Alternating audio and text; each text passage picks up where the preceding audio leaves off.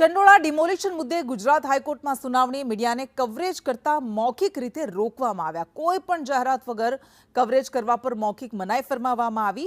કોર્ટરૂમની બહાર પીઆઈ કક્ષાના અધિકારીઓએ રોક્યા। 18 અરજદારોએ ગુજરાત હાઈકોર્ટમાં આ મામલે અરજી કરી છે। ડિમોલિશનની કામગીરી પર રોક લગાવવા અરજી કરવામાં આવી અને આજે સવારથી જ ડિમોલિશનની કામગીરી હાથ ધરવામાં આવી છે। આ મામલે હાઈકોર્ટમાં સુનાવણી, પરંતુ મીડિયા પર કોઈપણ કવરેજ કરવા પર મૌખિક મનાઈ ફરમાવી દેવામાં આવી। વધુ વિગત સાથે સંવાદદાતા જિગ્નેશ પટેલ આપણી સાથે જોડાઈ ગયા છે। જિગ્નેશ, આ મામલો હાઈકોર્ટમાં પણ પહોંચ્યો છે સુનાવણી, પરંતુ સુનાવણી વખતે મીડિયા પર કેમ રોક?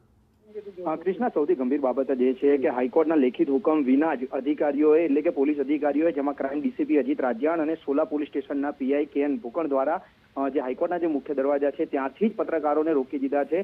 कोईपण पत्रकारो कोर्टमां न प्रवेशे ते माटे जाणे के कोर्टने ज किल्लेबंदी करी होय तेवी स्थिति अत्यारे हाईकोर्टमां सर्जाई है। पारदर्शितानी नीति है तेना जे तमाम जे दावाओ करती जे सरकार है तेनी साथे ज न्यायिक प्रक्रियाना कवरेजमां सरकारी नीतिनो ज विरोध है पोलीस अधिकारीओ करता अहींया जोवा मळी रह्या छे।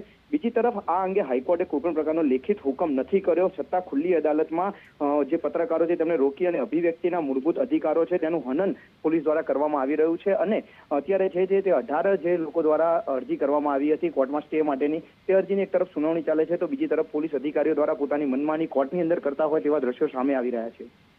जी बिल्कुल, आभार आपनो तमाम विगत माटे।